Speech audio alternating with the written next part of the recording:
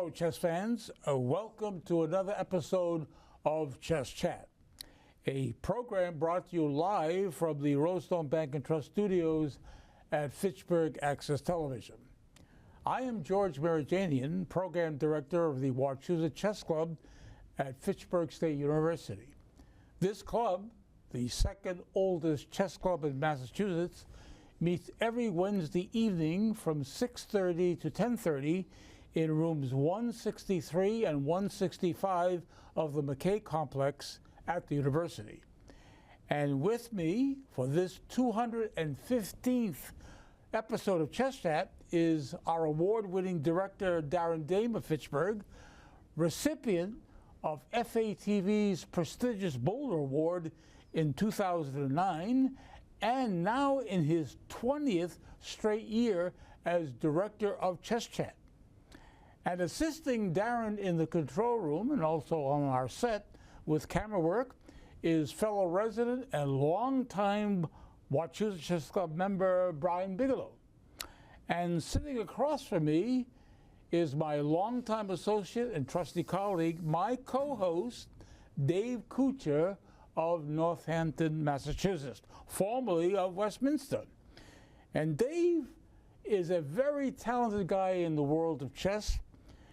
In addition to being a very active match and tournament player, he is a tournament director certified by the U.S. Chess Federation, the national governing body for chess in the country.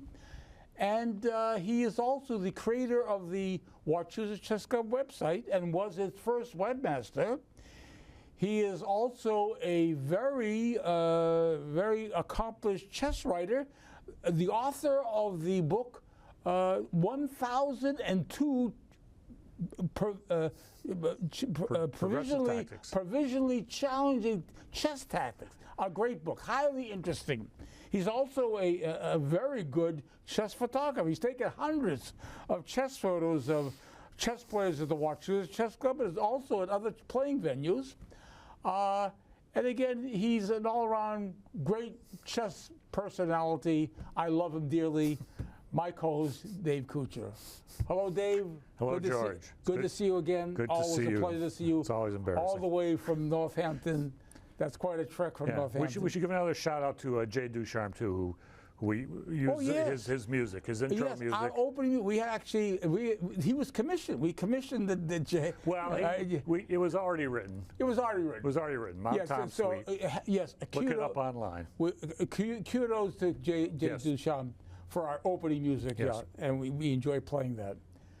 Well, Dave, for this 215th episode of Chess Chat, we are presenting to our viewers an event, a major chess event in Massachusetts, which took place just a few weeks ago.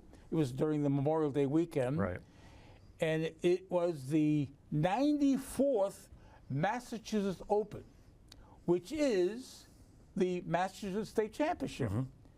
Now, this is the 94th running of the state championship, which started as a open tournament back in 1932. The first one was in 1932. Before then, the state championship for Massachusetts was decided by match play among. Oh, really? Yes, it wasn't a tournament. It was actually they would determine who the strongest players in the state, and they would agree to play a match. Ah, interesting. But then in 1932, they said, no, we got to make this an open tournament to allow more people in, to give them a chance to win a state championship. That's interesting. But this year, in the 94th Massachusetts Open, which was held at the Best Western Royal Plaza Hotel in Marlborough, they had actually close to 250 players. I think 246 was the official count. Wow, that's a good turnout. And it was held in 5 sections. They had a championship section, and then they had actually rated sections under 2100, under 1800, under 1500, under 1200. So they had 5 sections. By the way, one of the sections, the under 1800 section, consisted of B players and below. One of our players at the Wachusett Chess Club came in clear first. I didn't know that. Did you know that No, I actually didn't. one of our players who comes from Worcester with our Worcester contingent, Yeah, his name is Samuel Park, I didn't know that. who comes in a vehicle driven by Bob Cicino, Yeah. and a passenger, Alonzo Ross, and Anch Nandurbaka. Well, Yeah. Samuel Park won first prize Wow. and did very well by doing that. Yeah. Wow. But what we have to tell our viewers, for the first time ever in this year's state championship, we had 7 Massachusetts players who actually tied for the title. Yeah, Under unusual circumstances, right? very unusual circumstances, because of those 7 players, they tied for the title, but they didn't win the tournament. Yeah. We're going to leave it. I'm going to leave it a little until I identify who these 7 players are. Is this the first time that? This is the first time that we've ever had 7 co-champions. Is it the first time someone from out of state came in first? No, we've had actually in past years, other players have come in first. Yeah, Okay. no, but I'm going to identify who the 7 Massachusetts players are, and we actually have photos of not all of them, but I'm going to give actually the names of all the players in ascending age order. Okay. 4 of these 7 players are teenagers. And I'm going to start with the youngest teenager, who was William Wu. We don't have a photo of William Wu, but he's either 13 or 14. That's very young. Yeah. We've never had a state champion or co-champion that young. Yeah. But we do have a photo of National Master Ryan Sauer. Now, Darren actually has a photo of Ryan. There's Ryan Sauer. He's either 14 or 15. He's a National Master, lives in Massachusetts. And again, he scored 4.5 points out of 6 to share in the title of Massachusetts State Co-Champion for 2026. Now, another player who's about a year older, he's either 15 or 16, is National Master Datasai Kilari. Darren's going to show a photo of Datasai Kilari, who lives in Hopkinton. And he got a lot of press coverage, actually, in his local paper when he became a national master some time ago. So that's Data. His family and friends call him Data. With the U.S. Chess Federation, he's known as Datasai Kilari. Okay. There's another player now who's a little older than Datasai, or Data, is Jerry Chen. We don't have a photo of Jerry, and Jerry is actually 17 or 18. But he is a near master. He's not acquired the master rating yet. But as far as I'm concerned, he's master strength. Right. Yeah, yep. He's a very strong expert. Yeah, with the U.S. Chess Federation. Now we get into players who have a international title, and the next one that Darren's going to show a photo of is FIDE master Danila Polyanikov. Let's see a photo of Danila Polyanikov. Now, Danila Polyanikov that we see now on our screen was the champion, Massachusetts State Championship last year. He won the 2025 Mass Open last year. And as I say, he's a FIDE master. Now, FIDE is the French acronym for the International Chess Federation.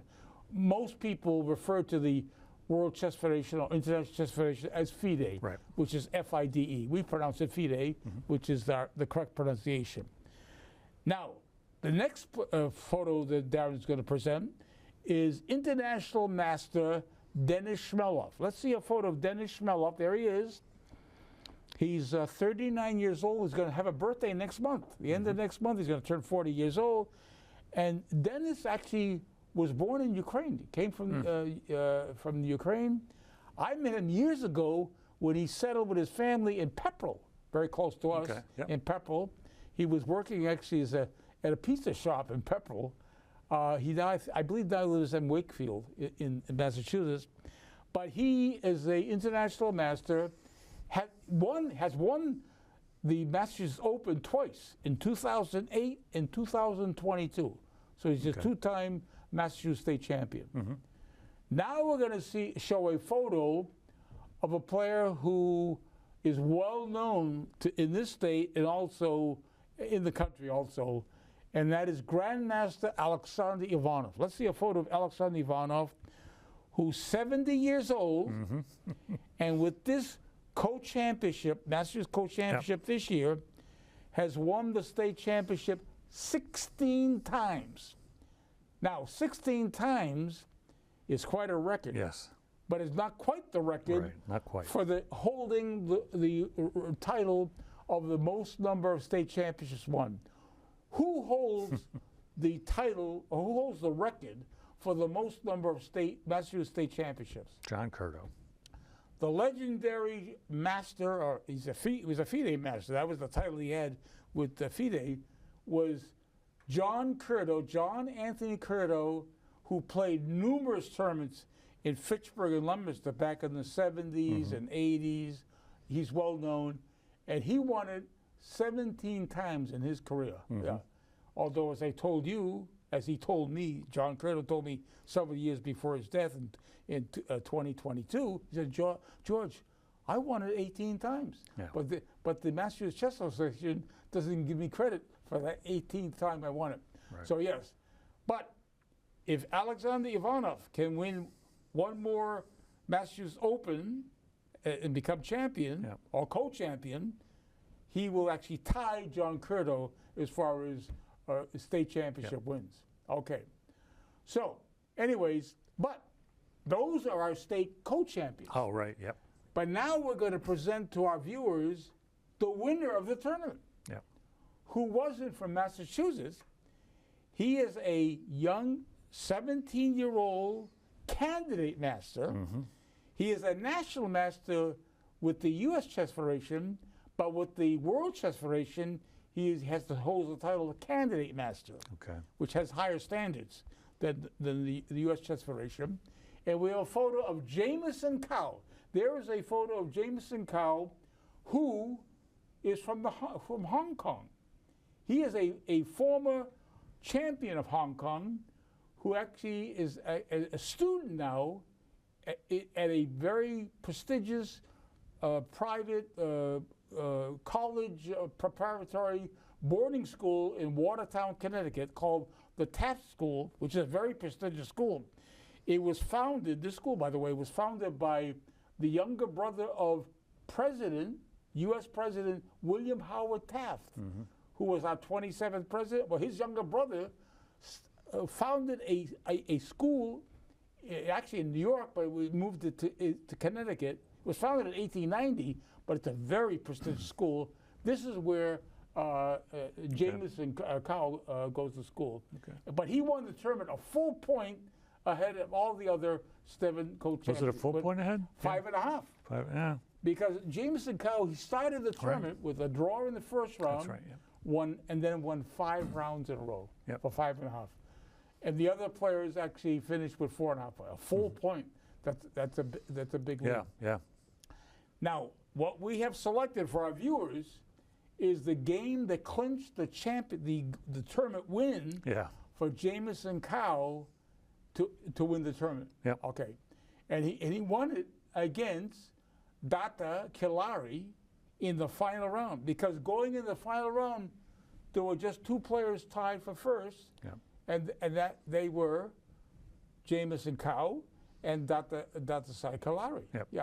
So it's a long game, but a very instructional game, and we're going to present it to our viewers. And we should start the game now because we want to get all the moves in. So, in the game, Jamison had white in the game. So how did he start the game against Data Kilari? He opened with knight f3, which we don't see that often. Okay. But does this have a name? It's only one move. So far, it's called the Ready opening at this point. Right. The Ready, which is spelled R-E-T-I, is named after an early 20th century Czechoslovakian player by the name of Richard Reti, who popularized it. But again, by itself, it's known as the Reti, but has great possibility to transpose other things. Sure. Okay. Now, in response to knight f3, what Kilari played, Data played, was d5. Makes sense. Might as well grab the center, having the opportunity to play d5. Yep. Okay, so it is now Jameson's second move. What did he play? So he plays g3, getting ready to fianchetto the bishop. Okay, which is the placement of the Right. bishop on the long diagonal. Yep. Okay, so what Data played was actually knight. Now he develops his knight to f6. So that's his move. On move 2, okay. Jameson's third move. What does he play? He fianchettos the bishop to g2. Okay, so Data's move 3, is to play the pawn to c6 to build actually a wall, wall against that fianchettoed bishop. All right, it is now Jameson's fourth move. What does he do? So he immediately castles. And so this, I guess, at some point along the way, it becomes the King's Indian attack. At this point, it's called the King's Indian attack. Yeah. Okay. All right. So, and of course, this is the earliest you can castle. Right. In 4 moves. Right. You cannot. Right. You can never castle earlier than 4 moves. Okay. Right. So he's able to do that very quickly. All right. So what Data played was to develop a piece, brings the bishop on c8 to f5. So that's where he plays his bishop. All right.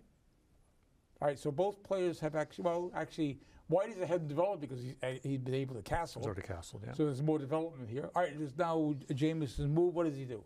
He plays d3, which opens up the line to develop that bishop and also prepares e4. Okay. All right, now Data plays the knight on b8 and plays it to d7. Knight bd7 with the possibility of actually playing this pawn on e7 to e5. No, it does prepare that. Yep. All right, it is now Jameson's move 6. What does he play here? So he's going to develop this knight to d2, which I think is the most popular. But okay. But in the databases I looked at, this knight to h4 actually scored better for White. Attacking the bishop. Attacking the bishop, essentially forcing it to move back, and then he could exchange it and have the bishop pair. So Jameson had the opportunity actually to eliminate that bishop if it had to retreat that way. But this now allows him to, I guess not quite, but again helps to prepare the push. All right. So Data must now realize, wait a minute, that opportunity of still attacking my bishop with the knight h4 is still there. In order to actually to hold on to that bishop, he now plays h6, pawn to h6. So if that knight were to attack that bishop would find a retreating square on h7. All right. And the other big choice he had was he could have just simply pushed e5 immediately. He could have done taken over the center. But he chose to vacate the h7 square for that bishop to retreat to if it were to attack. Okay, makes sense. All right, so it is now White's move after h6. So he move plays 7. Yeah, rook to e1, so that now he can, in fact, play e4 without losing any material. Okay, so he's preparing that. Okay. Yep. All right, so Data now anticipates, and possibly that knight would come to h4, attack the bishop, which would force the bishop to retreat. But he could have waited until it was attacked. But he didn't have to do it until he was attacked. Right. So he could have again held off. Again, he could have pushed that pawn right now. He could have played the pawn to e5, but instead he anticipated the attack on the bishop and retreated the bishop to h7. So that's what he did. All right. So it is now Jameson's 8th move. What does he do? So White, in fact, is the first one to push the e pawn. He plays e4. All right. Okay. So he carries out his threat, and also he has a threat of advancing this pawn to e5, attacking the knight, which would be very uncomfortable. So what Data plays, he takes the pawn on e4.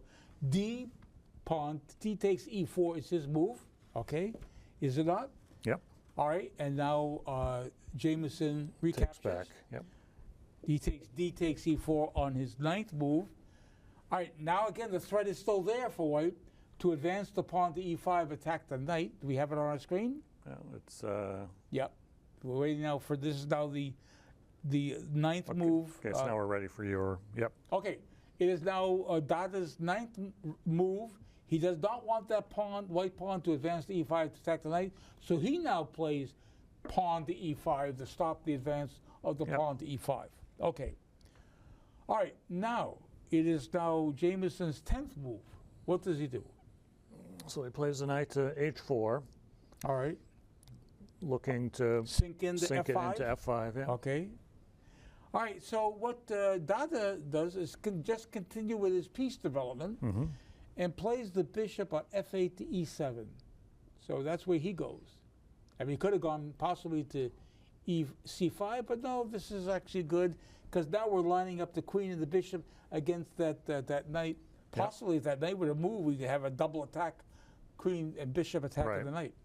All right, it is now Jameson's 11th move. What does he do?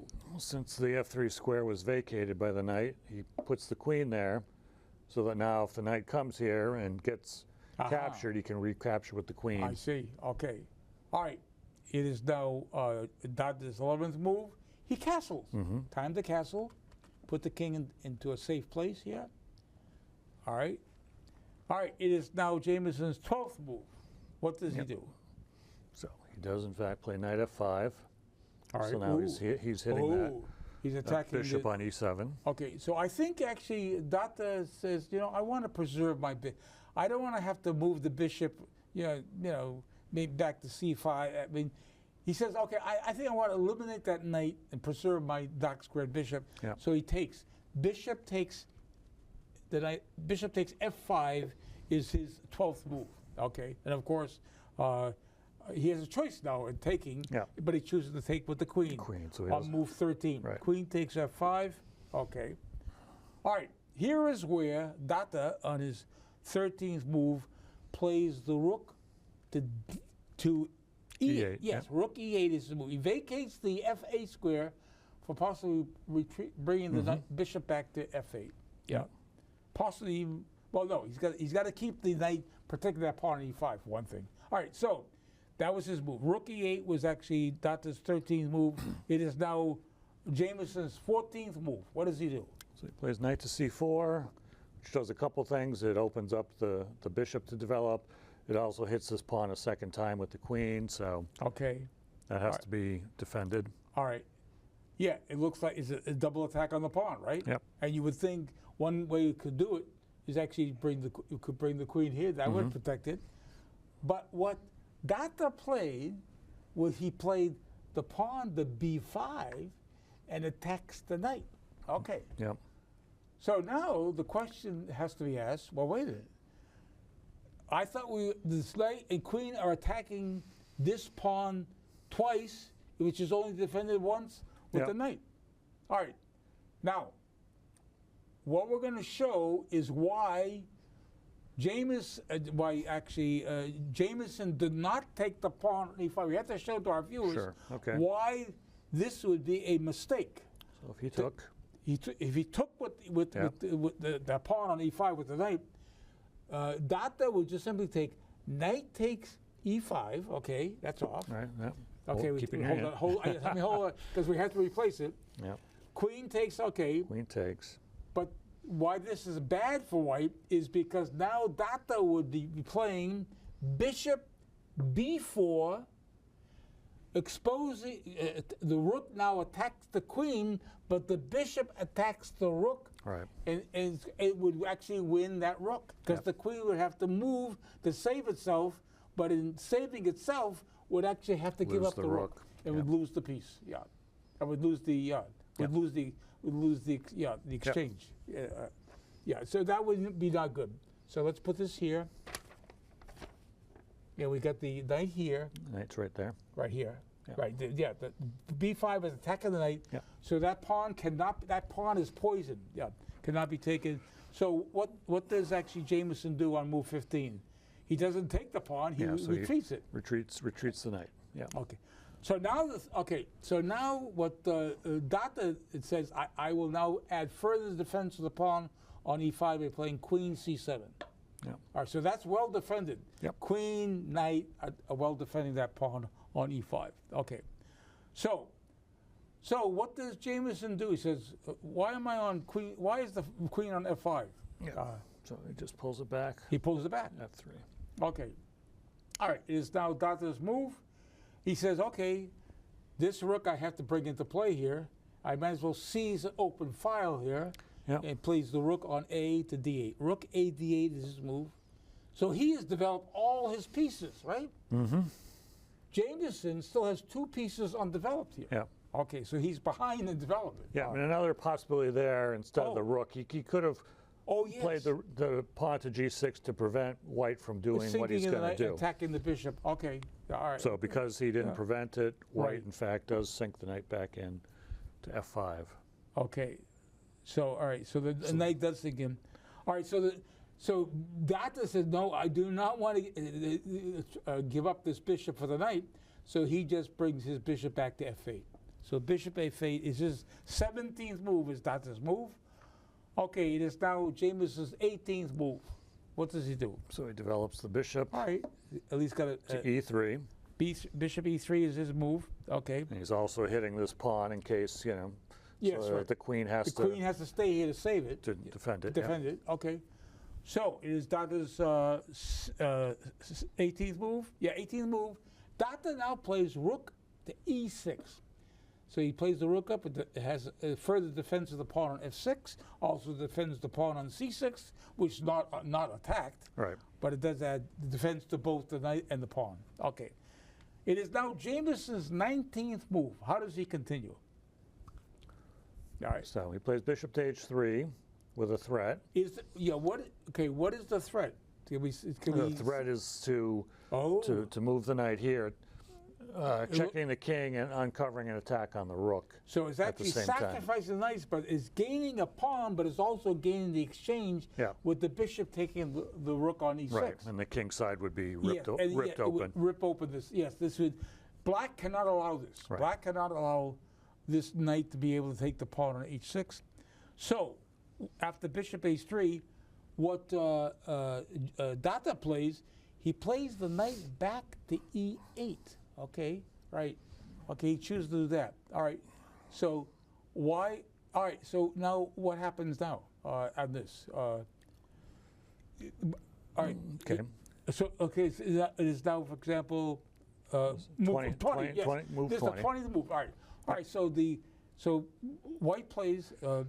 Jameson plays A4 because he'd love to be able to open up the A file For the rook, yep. which would have a double attack. If he opens up this file, he's got a double attack on this pawn on A7. So after A4, Data realizes he cannot allow this A file to be opened up, so he advances the pawn to B4. All right, keep that A file closed. All right, so after B4, it's now Jameson's 21st move. What does he do? He pushes his pawn again All right, to A5. to A5. All right. All right. So now, Data now plays the rook to F6. Does he have a threat? Sure. Is there a threat here? Yeah.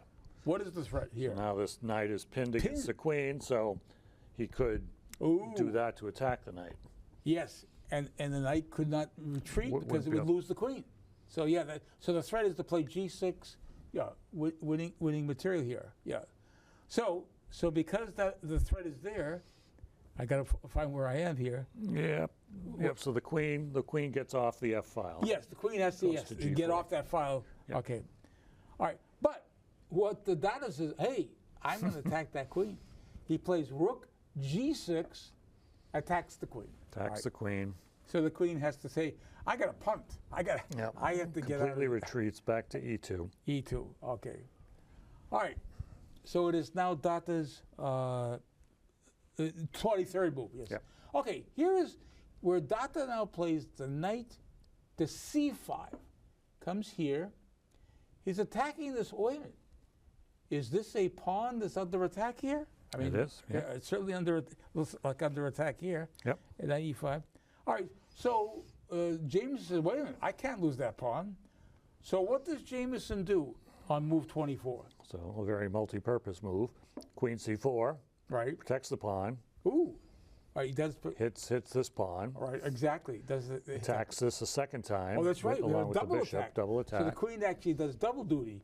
Double attack on the knight, but also Defending this pawn, defending that attacking pawn. it. So Okay. triple duty. All right. All right. So Dada realized I got to save my knight, so he plays the knight now here on C5 to E6. So he's retreated the knight to E6. All right. Okay, it is now Jamison's 25th move. How does he continue on move 25? C3, attacking the black Right. pawn on B4. And it's attacked twice. So with the Yep. queen and the pawn, it's only protected by the bishop, right? Yep. So there's a threat of actually winning that pawn with the pawn. So on C3, what Data says, I got to defend that pawn. Yep. Again, he plays the rook. He moved to D8. Now here to B8 to protect it. All right. So that was his 25th move. It is now Jamison's 26th move, right? Is that? Yes, 26. So he plays the rook on E1 over to C1, Right. anticipating this file opening up with the pawns being exchanged. Okay. Oh, yes. And of course, Data realizes he cannot allow this file to be opened up. So he cannot allow that pawn to be taken. Yep. So he pushes the pawn to B3. Keeps this C file closed, so there's no Yep. pressure on the C file. So B3 is his move. It is now Jamison's 27th move. What's his move? So now that Yes. that file's closed, he brings the rook over to an open file, the D file. Because the rook staying on C1 Right. has no future whatsoever. Yep. Staying on C1. So rook D1. All right. So here is where Data now plays the rook on B8 to B5. Does he have a threat? Now he's attacking this pawn a second time. Right. Double attack. Rook, Yep. Queen and rook are now attacking the pawn on E5, which is only defended once. Yep. So he pushes that pawn. Yes. On move 28, A6 is his move. Right. So now they both have a pawn, these Right. two pawns, two squares from promoting. Okay. Right. That can be dangerous. That could be dangerous. It is now Data's 28th move. He now plays this knight on E6 and plays it to C5. All right, so now playing it here, is he, okay, no, he's just developing. Just developing him. Adding further defense of the pawn on B3 is now well protected, the pawn on B3, okay. And also, I guess you could say, he's also attacking this, so, if the queen were to move Oh, away. yes, right, yeah, so they'd it's lose the keeping the pawn. queen there to protect the pawn on E4, yeah. So it's improvement of it's an improvement of the development of the knight. All right, it is now Jamison's 29th move. What does he do here? He feels there's too much Decides pressure here. to get rid of the knight. So his bishop takes C5 is what the Jamison does, and what Data plays, he could have. A lot of players in this position would without thinking really long would have taken this bishop with bishop takes here, but this Right, and the logic for it is to leave the rook here where it's yeah, to defending the protect- pawn. yes, right. So but yeah, this would be a mistake. I probably would have played it in a heartbeat. Now, why would this be a mistake? Why would taking with the bishop? It wasn't played, but let's show our viewers why bishop takes C5 is a mistake. Yeah, it took us a little while to see it, but Yes, look at this. if the rook comes down here, Now the rook comes down here, attacks the queen, but the big threat is actually with this queen under attack, which had to move to save itself. This queen is going to be able to take on F7 with check. Right. Yeah, and this is going to be bad. very bad. And Very we should bad. Oh, we yes. should point out quickly that Yeah. why doesn't Black just take the rook? If he does, Oh yes. then White is going to Oh yes. take that pawn Knight takes with H6 check, and the then bishop would win the queen on bishop D7. would win the queen. Oh yes. So this So- is a tactic. Yeah. So this is why this is actually where's this bishop here? The Here. pawn. The pawn. Pawn here. Oh wait. Oh, Oh, I'm sorry. No, it is the bishop. I'm sorry. all right, it's the bishop. Bishop. All right. Right. All right, yeah. So he sees that. So Data realizes he cannot take bishop takes on C5, Right. so he has to take with the rook. Rook takes C5, which abandons the defense of the Right. pawn on B3. So on the next move, So that's why on move Jamison 3, takes the pawn. now. So Jamison has won a pawn. It's cost actually Right. Data a pawn. right. Yeah, but he had to do it otherwise he would have lost it Yeah, if it he'd would taken been a losing position. Okay, so here is where it is after queen day. So here is where, wait, why am I mistaken here? Oh yes. Now, so now the rook now moves back to b5 and attacks the queen. Yep. All right. So rook b5 was actually Dada's 30th move. So the queen has to move to save itself. Yep. Goes to c2. All right. All right. So now what the Dada plays is knight to d6. All right. That was his 31st move. Okay. Attacks the pawn on e4, but of course the queen is defending Right. the pawn on e4. All right. It is now Jamison's 32nd move. What's his 32nd move here? He pulls the knight back to e3. Okay. All right. That's his move. All right. Now, here is where Dada now advances this pawn to h5. That was actually his 32nd move. Am I correct? h5. Yes, he does. All right. That's his move, right? Yep. Okay. All right. Jamison's 32 move. What does he do? He pushes to b4. Okay. All right. So b4 is his move. Okay, and it's defended by the pawn on c3. Yep. All right. So after b4, all right. So Dada says, well, I have blocked this. I'm blocked here, so I've got to. I have to redeploy this bishop. This rook, I should yep. say. Rook goes back to b8. Maybe he's going to bring it over Right. and centralize. Okay, rook b8 was his 33rd move. It is now Jamison's 34th move. What does he do? So he moves the queen to e2. One of the things it does is, Attacks the pawn on h5. okay, we're getting, Oh, is my oh, where's your microphone? Oh, it fell down. It fell down? It fell down. All right, I'll get it. All right. I'll hold it. All right. Good. You could good. just clip it onto your tie. I will clip it. Okay. These things happen. There's always little technicalities. Good sign language from Brian there. Good, good. That's why we have our Chess Chat crew helps us. All right. Hopefully that will hold for the rest of the day. Okay. All right. So where are we now? Tell me where we are. Tell me what move we're doing. Okay, so All right. c3, rook b8, The last move we did, rook e. Yeah, I'm sorry, we're a little further along. I went rook b8. Okay. No, rook b8. Oh no, I'm sorry. H4. Okay, All the right. 34th move for black. So queen Okay, yes, e2. Oh yes, hitting yes, the queen pawn was on attacking the h5. pawn on h5. All right. Right. So Dada says I can't lose that pawn. Yeah. I'm going to advance my pawn to h4 because I'm pinning. I'm pinning. Right. So this cannot be pawn can't be take. played. Right. Right. All right. So it is now Jamison's 35th move. What does he do? All right. So he actually just activates the rook by bringing it up to a5. Okay, but it looks like it's No. attacking the pawn on e5. Yep. Yes, and that's what it does. All Yep. right, so rook a5. All right, so here is where Dada captures the pawn on g3. H takes g3 is what he does. Yep. Okay, and how does actually Jamison take back? Takes back with the h pawn. Right, taking toward the center, h takes g3. Okay. All right, so because this rook is attacking the pawn on e5, Dada brings his queen to e7 and has the queen protect that pawn on e5. Okay. All right, it is now Jamison's 37th move. Yep. What does he do? Plays king g2. I think maybe just to give the option perhaps of sliding the rook back over Yes. here. That looks like a good option, yeah, to vacate the h1 square for the rook. All right, here is where Dada now plays knight to b5. But what is the threat here? By playing the knight to b5, what is black's threat by playing knight He's b5? threatening to grab the pawn on And c3. forking the queen Oh, and right, the rook. yeah, There's a forking, fork. yeah. Right, there's a fork here. Okay. So with the knight, however, a lot of players would actually do something about protecting that pawn on c3, but what Jamison does is play what?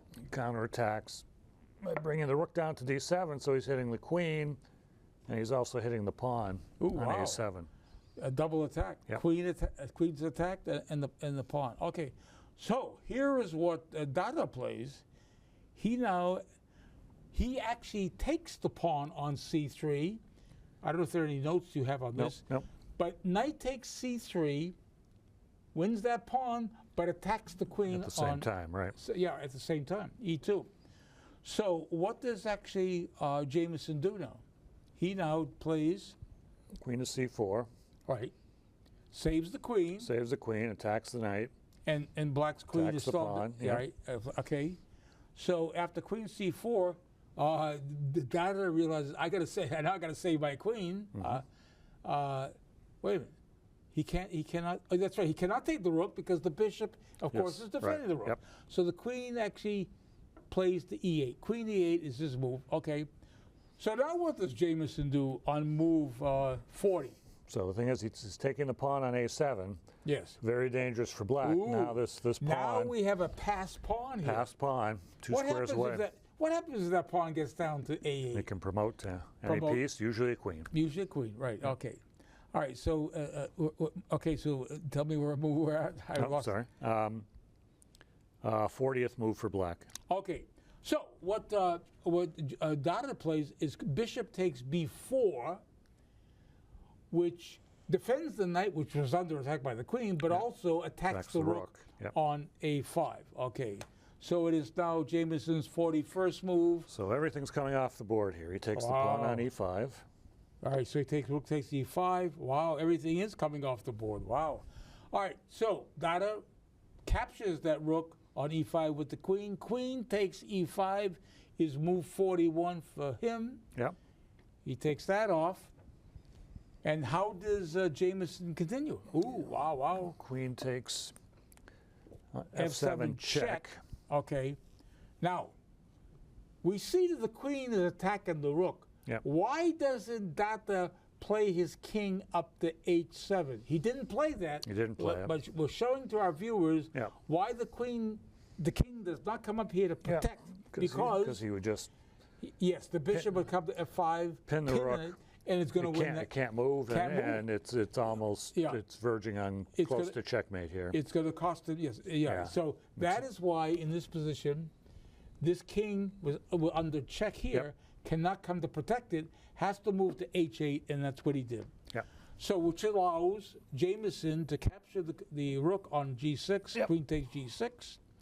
All right, it is now Dada realizes he's not feeling comfortable in this position, but he continues with queen takes e4 check. That is Dada's 43rd move. Oh, wow. Yeah, Not we- only is a check on the king, but Right. it also is Yeah, so we should yeah. say that he'd prefer not to trade queens, but Yes, but- if he doesn't, Right. I think he's in trouble, right? yes. What- I think he's forced to. Because Yeah. Because otherwise, if he has because he's yeah, got it. but there's possibilities of like white coming here, threatening mate in one. No, but this is forced. With a check here, this is forced because this. Right. But black would prefer not to trade queens if he can avoid it. I see. Yes, you're right. Yeah, But he pretty right. much has to. But he has to. Okay, Yeah. fine. So that's what he did. He So he went took- here, Yep. and of course Jameson Has to take has back. to take back. Queen takes e4. All right. Takes e4. And of course the knight. Okay, Dada's move is knight takes e4 on move 44. So let's look at this position. Yep. How is this position positionally? I mean, and also yes, and piece-wise, yeah, we have actually. Yes, actually, white actually. This is the dangerous. This pawn is the dangerous one to watch out for. Yes. On a6. Okay. All right. It is now Jameson's 45th move. Yeah. So by the way, I think Brian was telling us we can take our time. I believe that's what he was all saying. right, okay. That's he If giving I you. interpret his sign language correctly. Okay. All right. Yeah, Alright. so the thing is, so right now, yeah, white is up a pawn, Right. soon to be up 2 pawns, Right. and this pawn is extremely dangerous. All right. Um, All right. So it is. So it is. okay, Jameson, right. So like you say, he's going to go after this pawn now. Right. Rook c7. Right. After And he- not only that, but now he's gotten out of the way of this pawn, so it can Oh advance. yes, absolutely. It vacates the square for Yeah. the pawn to advance. So after rook c7, what Dada has to worry about is this pawn advancing. So he plays the bishop to c5. Right. Okay. Because we were saying that he could, if he wanted, Yeah. push this pawn to save it. Yeah. But if he does, then Yeah. white's just going to push wow. here, Yes. and momentarily Yeah. he's going to. And even if the rook came over to attack Right, it, then this the rook come goes over. and then the threat is rook b8 check, Yeah. and this would forward exchange. Yeah, he cannot allow this, So he basically has to just let this pawn go. and that's why he played bishop c5. Okay. Right. And so now he does take the pawn, I believe. Yes, rook takes c6 is Jameson's 46th move. All right, So now we can say he's up 2 pawns. He's got this one. right. That's a pass pawn, and over here he's got 2 against 1, so he's going to get a pass pawn. All right. So what Dada is trying to see some sort of counterplay Yeah. here. Yep. So when he plays the rook on b8 over to f8, does he have a threat? Right. So he's hitting this pawn twice now with the knight and Oh the rook. yes. And White cannot allow this to happen. This rook cannot be allowed to take here because after Yeah. taking check, he's going to be able to win the knight Right. and also Right. have this knight stop any. So this cannot be allowed. The rook takes f2 check cannot be allowed. So Dada's putting up a pretty good fight to preserve what's probably a lost position. Right, exactly. So, all right, so I'm looking at where we are now. Okay. Okay, so it's White's 47th move, Yep. and unfortunately for Black, Ooh. this is going to force the trade of rooks. Yes, because the And- bishop is protecting the rook. So this does force the rooks to exchange. Right, and the person with the extra material wants to try and trade off pieces. Right, exactly. All right. So after rook c8, Black Dada is forced to exchange rooks. Yeah. Rook takes c8 is what he does on move 47, and of then- course he recaptures on move 48. Jameson does. With the, yeah. Okay. All right, so Dada realizes, oh, this king, I got to get over here and help stop the advancement. Right, and that's a key thing that players are told in the end game is the king has to The become king- an active fighting piece. The king So- has to become a fighting piece. Right. But it's too far. It's far away from Right, where right. it needs to be brought. So that's why the king moves toward this queen side. Moves king g8 is what Dada plays. Okay. All right. How does Jameson play now? Move from 49. How does he continue here? Okay, so he plays knight to d5. Knight d5 is his move. Okay. Yeah. All right. All right. So what Dada has realized, wait, I got to use my 2 remaining minor pieces here. Yeah. But this is a key point. So the interesting thing is the computer Yes. says that he can get away He could have actually taken that with taking that, and then scoot back. but Yeah. a human player is thinking, Yes, I'm more concerned I'm more about this. concerned about that than I That's- am about yeah, this. Right. But And the so- computer actually correctly points out that that pawn on f2 could have been taken. Yeah, but for Yeah. a human to calculate Human- that, Yes. I never would have taken that either. I Okay. mean, So that is why Dada did play the Yes. knight to d6. But of course, with this knight on d6, it attacks the bishop Sure, here on c8. All right. So of course, James is going to save the bishop by Yep. playing d7. Okay. But Dada realized hey, my plan is I got to rush over here as fast as I can, Yep. and he plays bishop f8. King f8, yeah. King f8 is his move. Okay. All right. What does Jameson do now on move 51? But, unfortunately for Black, he has an extra pawn on this side too, so now he's starting to advance there. Right, exactly. So he's going to eventually have 2 pass pawns. Right, exactly. All right. It is now Jameson. It's Dada's move. Yep. He plays knight c4. Knight to c4. Okay. All right. What's happening here? Knight c4. Well, okay. It is now Jameson's 52nd move. Right. All right. This gives Jameson the opportunity to again. He has to act. He has to activate that king. That king As well, yeah. becomes an active player in this game. All right. So Dada says, no, I don't want connected pawns here. I want to actually try to weaken the pawns by trying to double them. Yeah, and another thing is he can't move his king any closer because this square is covered, this square is That's covered. true. That's right. The king is actually stopped from even coming closer here. Yeah. So what he does here, he says, okay, I'm going to play g5. Play g5, okay. All right. And there's a chance. I suppose at this level he doesn't expect it, but if Yeah. White had taken here, Yeah. And then black would have just gone here, check, Oh. forking the king and the That's right. That the would bishop. so that would have been a blunder. That would have been game. That would Well, be that would be interesting. Yeah, it'd probably be a draw after that, is my guess. So but that would have been a cheapo. that Actually, would have been, called a cheapo. But at this level, no, at this level, masters are not going gonna fall for that, fall for a cheapo like that. So after G5, what He simply Jameson just simply brings king his E4. king closer. All right. So Dada says, okay, I'm going to take one of the. You got to take this pawn off. G takes F4 is what he played. All right. And this allows. and this is a little yeah. instructive because Yeah. because white could take this way. right. But Exactly. but the side with the two passed pawns would really like them to be as far apart as possible to make it yes. harder to defend against them. So Okay. instead of taking that way, he took with takes the this king. way. So now his pawns are like on opposite sides of the board. Right. Makes it Okay. harder for black to defend. Okay.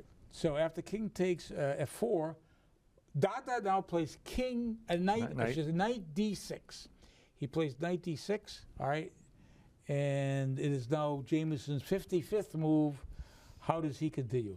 He continues to bring his king closer, king E5. Okay.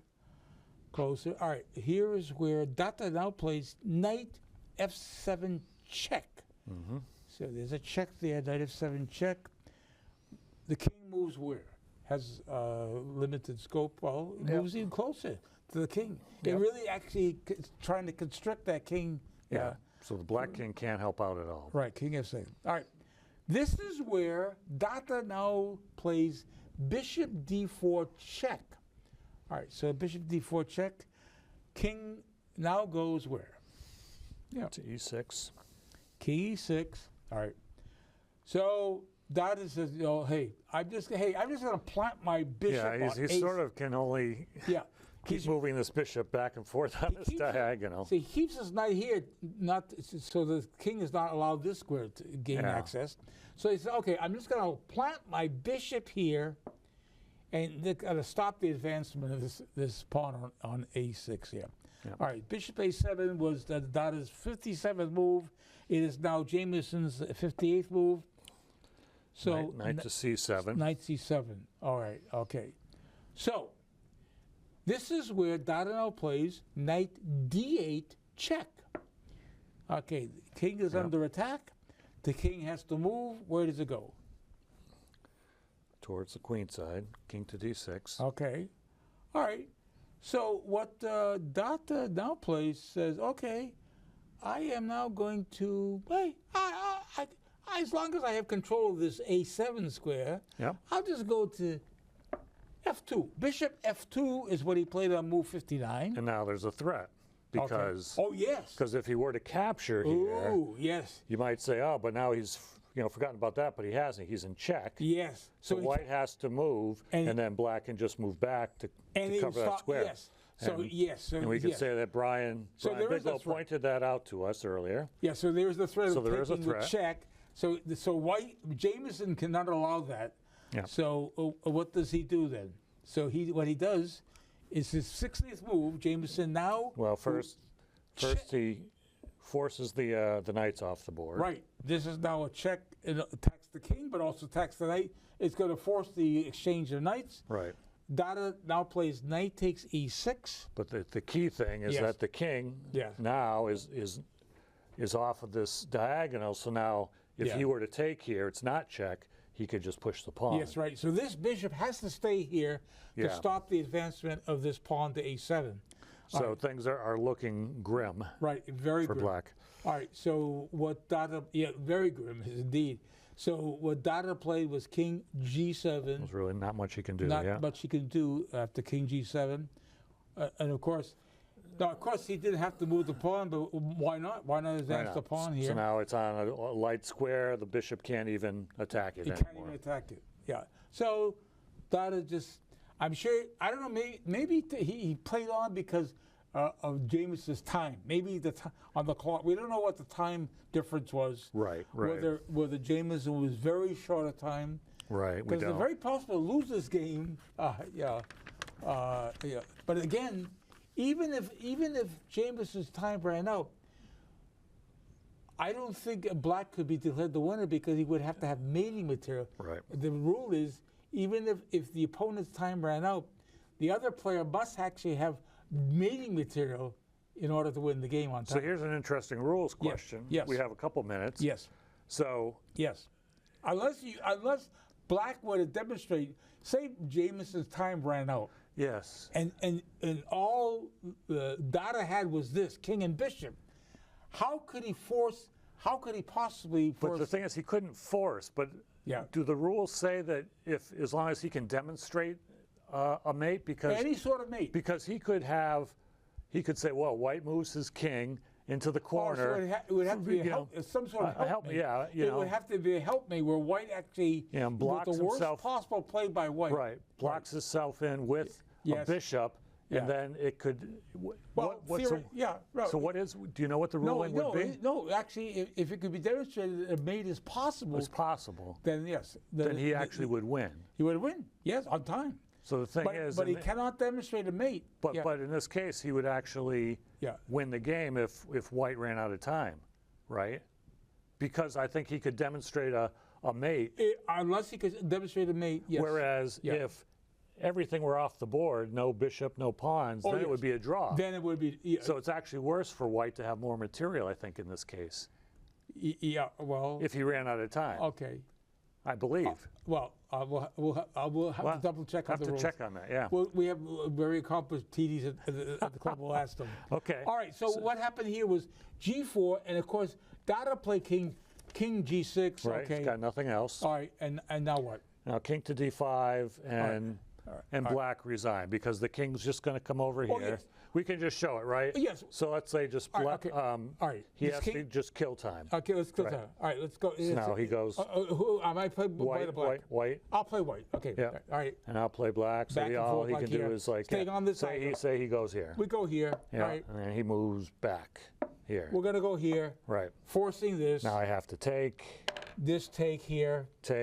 Right. and that's game over. Yes, and it's There it is. over because actually this king's going to come back, Yeah. and it's going to. And by the way, and this bishop is going to help guide. It's going to actually Right. allow this pawn to Right. queen on that G8 square. The only way this would be a draw is if this pawn were over one. Yes. That this would be a draw. Yes. If that passed pawn. Right. Its queening square was not controlled By the bishop, right. Yes, absolutely. Okay. All right.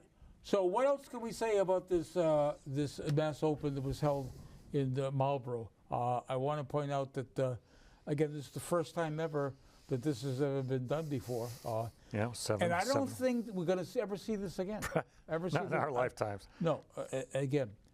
Now, I want to point out, what can I point out is what's coming up.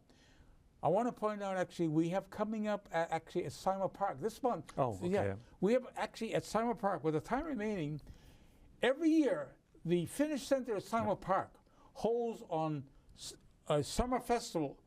This year, June 28th. What's it called? It's called Kesäjuhla in Finnish. Kesäjuhla. Kesäjuhla. Okay. And if people were to go to the Finnish Center at Simon Park website, they would find the details of this event. It's also on the website of the Massachusetts Chess Association. Okay. You go to masschess.org, and you could actually find the details of a chess tournament that has been held. It is actually in honor of Dana M. Sullen, who was a well-known apple grower in Fitchburg, who was an avid chess player. And And it's a friendly tournament, right? You don't even have to be a USCF member. Well, or is that true? that is very true. You don't have to be a member of anything. Yeah. Just show up and you play. The winner gets a free chicken dinner, right? Free chicken dinner plus books, magazines, DVDs, everything. So, anyways, we welcome anybody to come and play at Simon Park, June 28th, 2026. Show up by 9:30. You're there in. So we thank our viewers for watching this game that we presented between Jameson Cow, the winner of the tournament, against a state champion, Darasai Kalari. Yep. And we hope we'll see everybody next time on the next episode of Chess Chat. Okay.